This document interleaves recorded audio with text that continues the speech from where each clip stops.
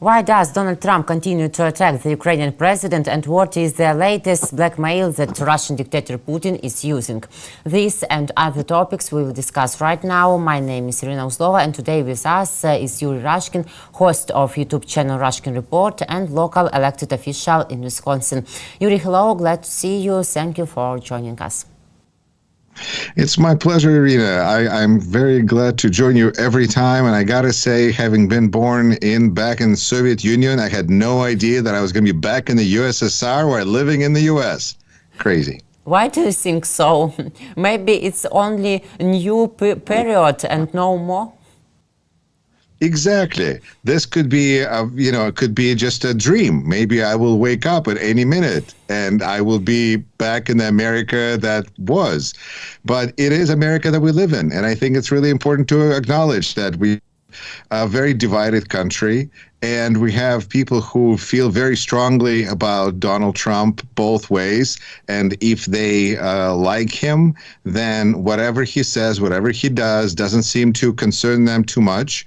And it's unfortunate, but it is very interesting to see what is happening right now about the tragedy that is unfolding about our standing in the world stage. Because yes, on one hand, there is a catastrophe after catastrophe from Vice President Vance speaking at NATO gathering in Munich, not NATO, but in Munich Security Conference and NATO too. So all of those things, yes, it is terrible and dreadful, but at the same time, perhaps people in Ukraine are starting to, and Russian-speaking people, even more interestingly, are starting to really become aware of the fact that they've been disinformed.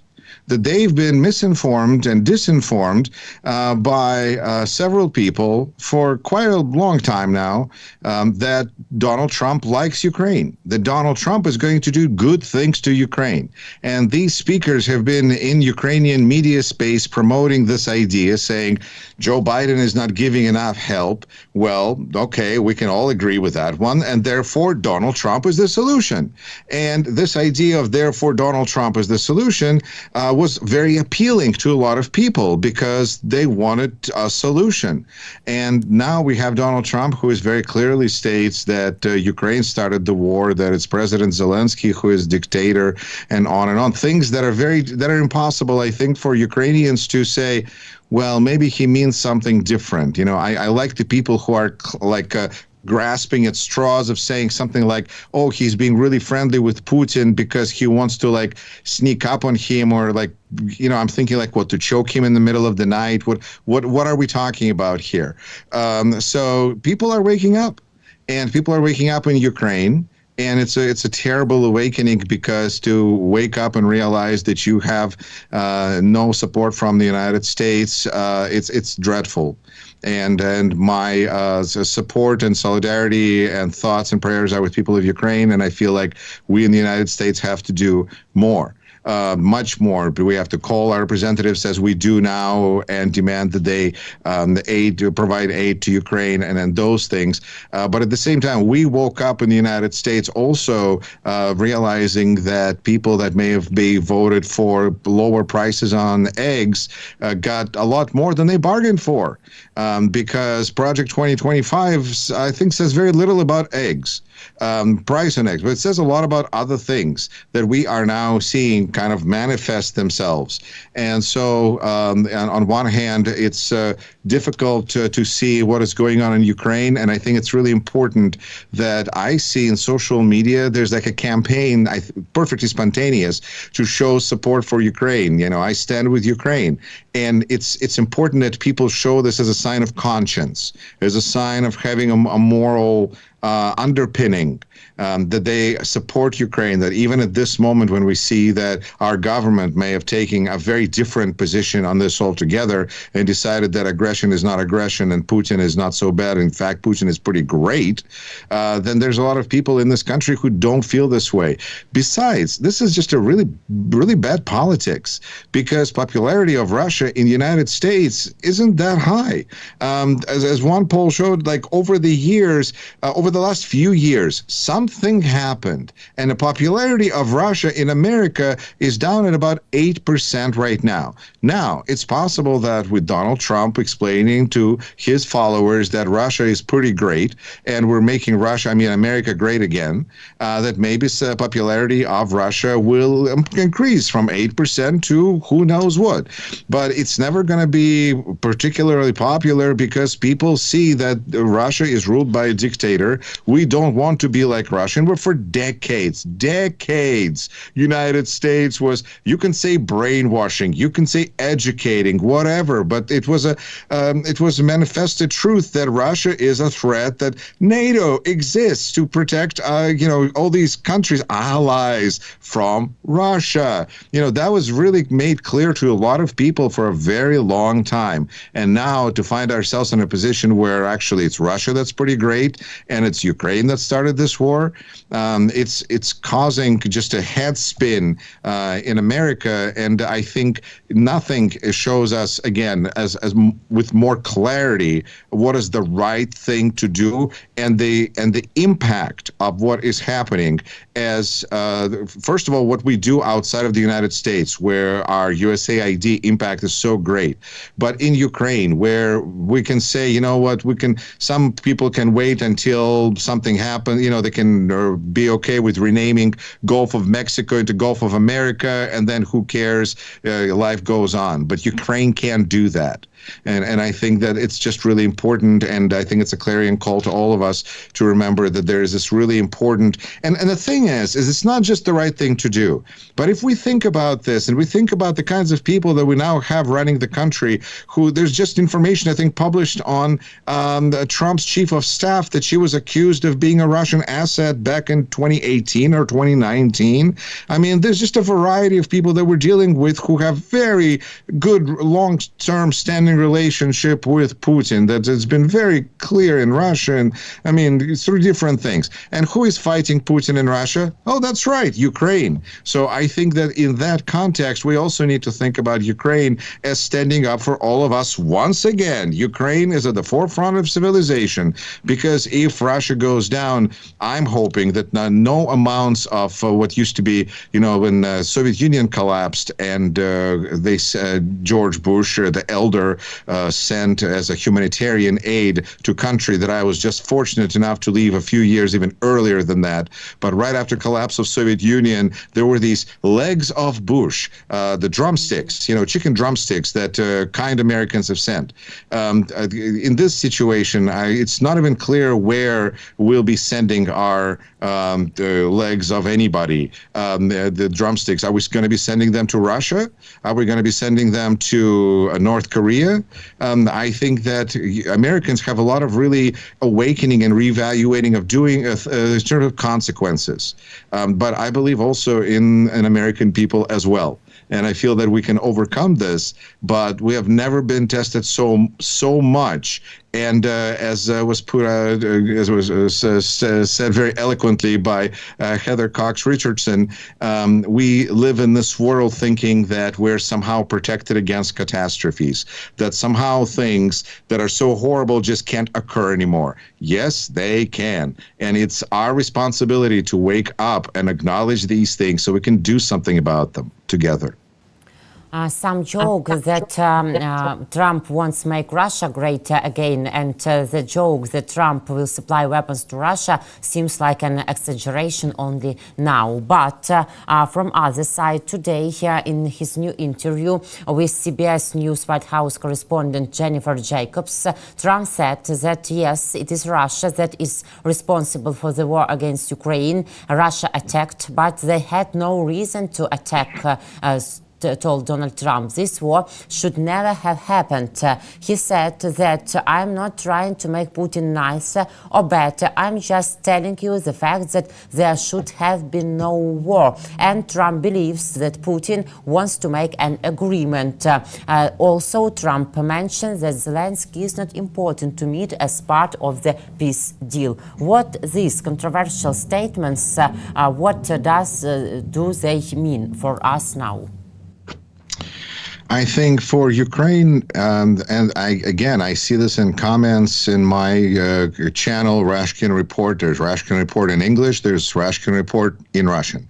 And Rashkin Report in Russian, there's a lot of viewers in Ukraine who are very interested and curious about what's going on in the United States. And they are now leaving comments like, hey, wait a minute.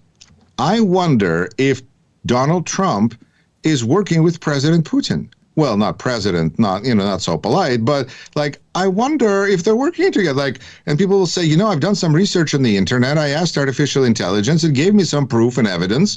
And now I really wonder, maybe somebody should do something about this. And I think about these comments and I go, good morning, welcome, yes, join the party, haha, because people like Yuriy Rashkin have been writing about this for a long, long time.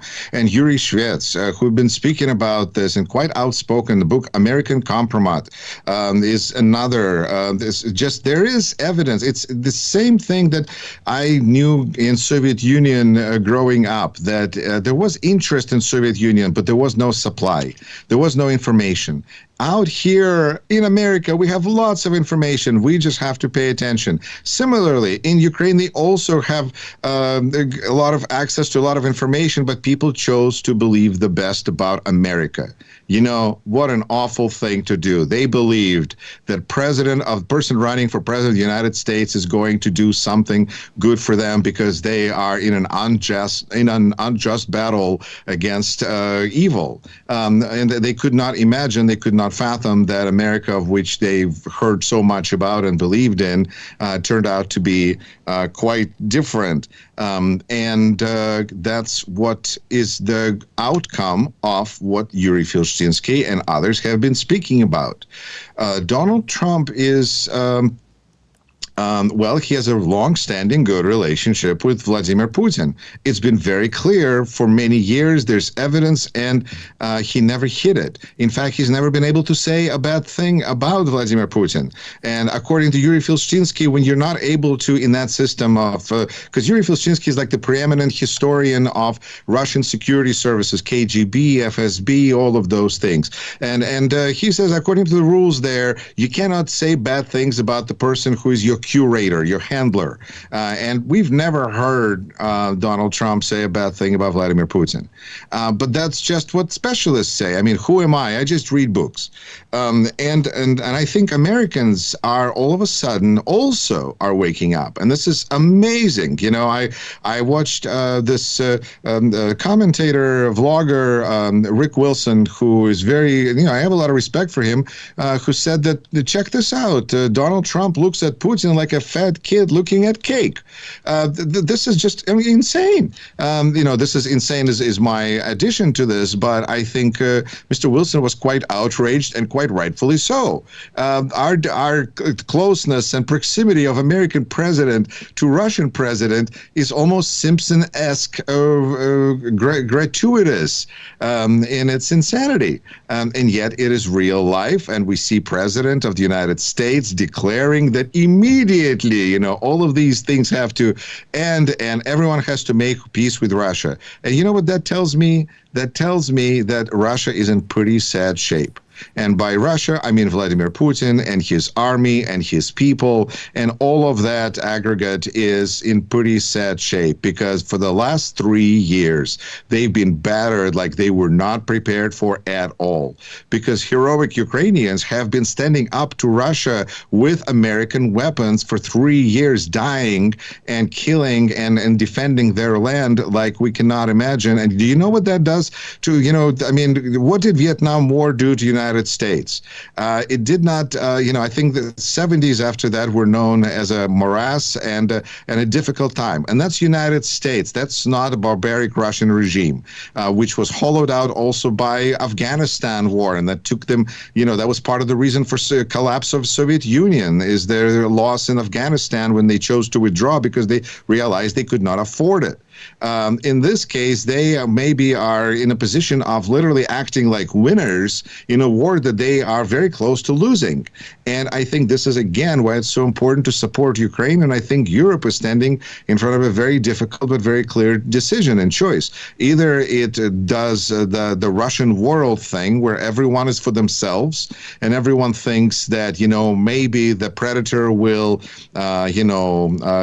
die before they will get to me. Or maybe they will think about such thing as solidarity, which is not just a Polish concept. It's not just worldwide labor movement idea. The idea of solidarity is standing up for each other. And of course, it also proves ignorance and of Ayn Rand worldview. But that's a bigger, different topic that I'm not going to go into right now. I'm just going to say that solidarity and people working together magically, amazingly, it's amazing that more people doing things together because they want to, not because they've been forced into a concentration camp, but because they have a common goal, can produce incredible results, can overcome what one person, one country can do. But of course, the challenge for Europe is no small task, because if we're looking at this new axis of, I don't dare to say what, between China and Russia and United States, it's not going to be easy for Europe. But I think this is where it has to decide if it's going to be with Ukraine and understand that Ukraine and Europe are a partnership, or if it's going to hesitate. And we're going to see this play out right now. And that's another thing that I think is very important to kind of keep our eye on.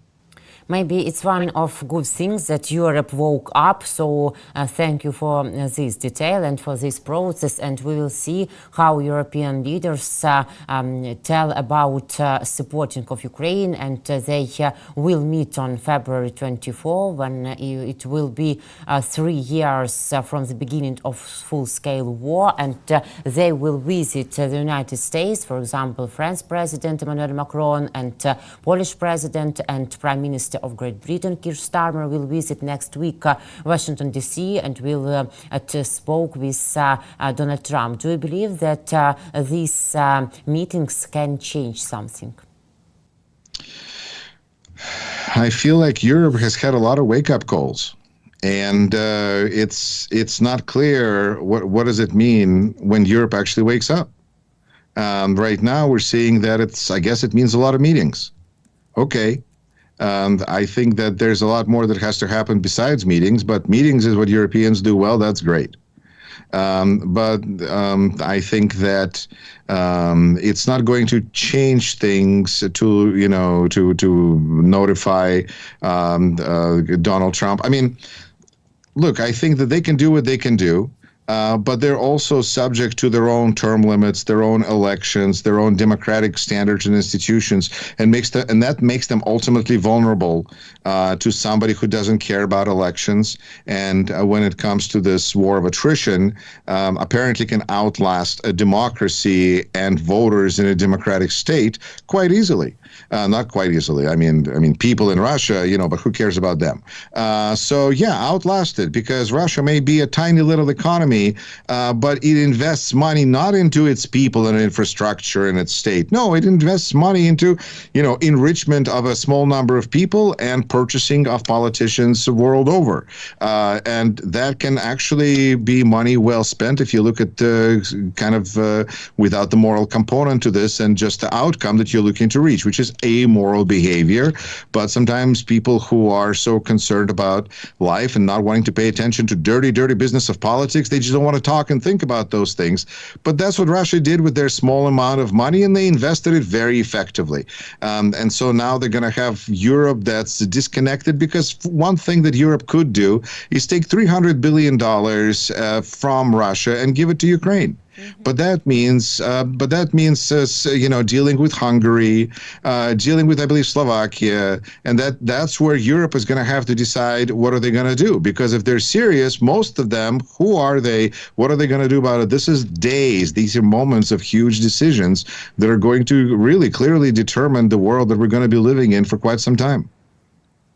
U.S. President Donald Trump's special representative for Ukraine, Keith Kellogg, who arrived in Kyiv on February 19, reported on broad and positive discussions with Ukrainian President Volodymyr Zelenskyy. He wrote about this on the X network. He also distributed yesterday's evening video addressed by the Ukrainian president, in which he reports that the meeting with General Kellogg renewed hope for the conclusion of a strong agreement with the United States. A long and intense day with the senior leadership of Ukraine. Extensive and positive discussions with Zelenskyy, the embattled and courageous leader of a nation at war, and his talented national security team. Yuri, have you renewed hope? And can we say that we see like two teams around Donald Trump? Keith Kellogg, Marco Rubio, for example, by one side, and from another side we see, for example, another person who cannot support Ukraine as much as Rubio and Keith Kellogg.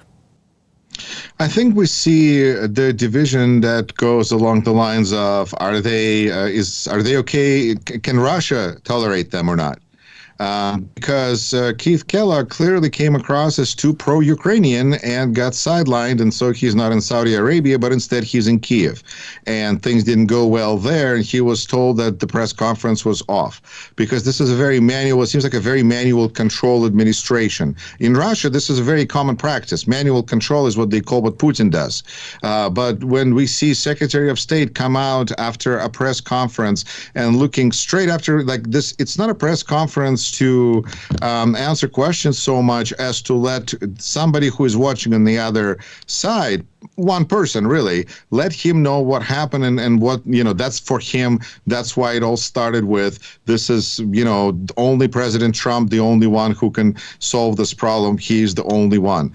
So that's, and then Donald Trump was really not even happy with that performance. And he had to clearly clean up the mess because Secretary Rubio was far too slow about making peace with Russia. And President Trump was clearly going, come on, let's speed things up here. Everything is great. We're going to be meeting with Putin very soon. Come on.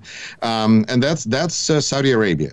But at the same time, Keith Kellogg, I got to say that as somebody who spent a long time in the United States, I was familiar with Kellogg as a cereal, breakfast cereal, cornflakes, not General, Lieutenant General. Who is this person? Before he came up with this plan, we really didn't hear about him. Maybe he was on Fox News. I'm not sure.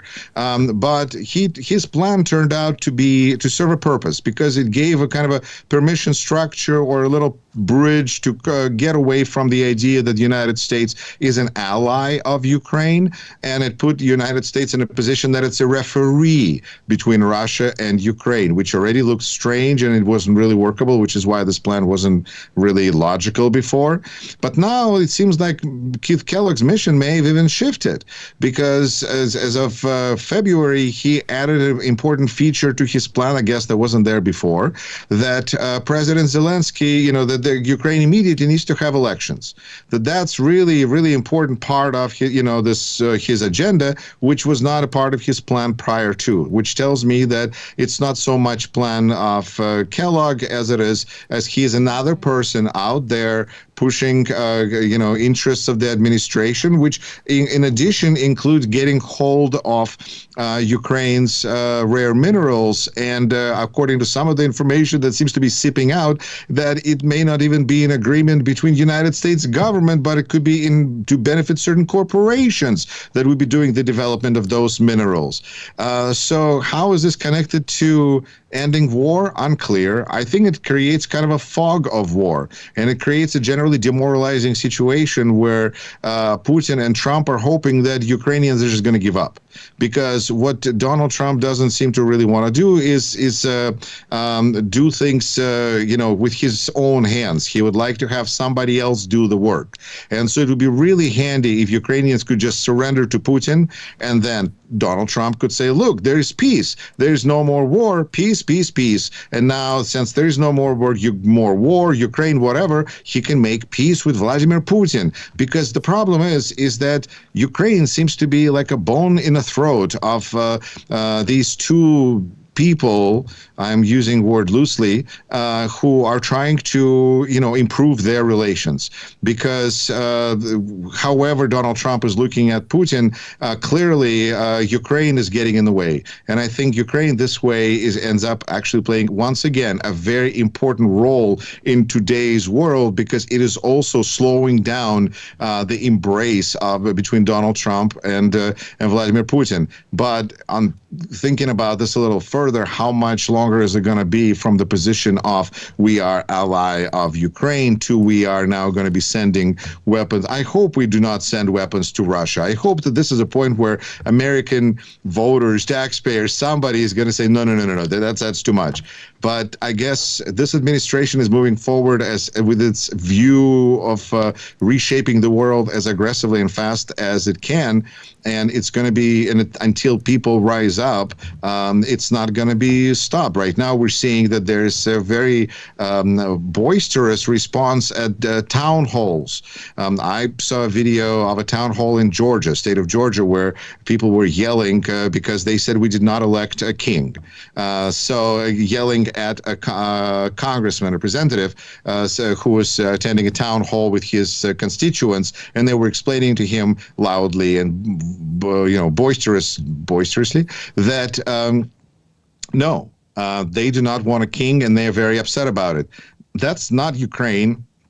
That's not any particular, that's a bigger issue, really. So I think United States has got its handful, and it's important to realize that Ukraine is really an important part of the solution to the big problem that we're all facing. Until we are talking, I get the information that Trump will come to Moscow for the May 9th celebration and meet with Putin there, writes the French magazine Le Point, according to their own sources. What victory will Vladimir Putin and Donald Trump celebrate on May 9, 2025? Not so much the allies of 1945, but their common agreement in the peace talks in Ukraine, which, according to the Kellogg plan, will end on May 9. If everything goes well for them and their common plan, then May 9, 2025 will be the day of their triumph, the triumph of Putin, first of all, these media rights. If this moments or this plan realizes, if this event happens, it will be a complete disgrace and fall of Trump and America as whole. I think that's exactly as you said, as a whole, yes. It's important for those people that think that Donald Trump can be hurt by Vladimir Putin. He can't. Everything that Vladimir Putin does and says is great by Donald Trump's measurement. Well, I mean, if nothing else, look at what Putin has accomplished. He's got complete domination of his country, probably the richest man in the world. So there's reasons to emulate him. And if you take out any moral component to this whatsoever, and you look at just power, it's sheer power, then, Putin obviously offers some lessons for today's Machiavelli of how to run a terrorist state. But it's really just mind-boggling that American president would go to Russia after all of this, after the last 3 years, and completely disregard everything and stand next to Putin, perhaps on top of mausoleum, like a member of Politburo. When I was growing up in Moscow and looking at parades, because it was the coolest thing in Russia to watch military parade. Look at all those weapons on Red Square. I mean, that's pretty cool stuff. And you see all those old guys on mausoleum, saw all those old guys on mausoleum and their funny hats. That could be American president now. Next to Chinese president. On one hand, it's crazy. And on the other hand, I think it's crazy because it can't last. I think that this incredible meeting of just stars in the universe, where we have three major global superpowers that are all having an extreme dictatorial moment, that they're seeing their own, that they're not even fighting with each other because they're saying, hey, we are all together against all of these democracies. We clearly understand that we are together against them. It's us against them. When you would expect them to get into a war over something, and they've historically been. So there is no tension that there used to be in the world. So maybe we will arrive at world peace. And President Trump will get his Nobel Peace Prize. But, there could be some nuances to the situation. Terrified things in all meanings of that word. Amazing. Yuriy, thank you so much for our today's conversation, for your opinion, your thoughts, and for your time. See you next week. See you next week. Take care. Yuriy Rashkin, host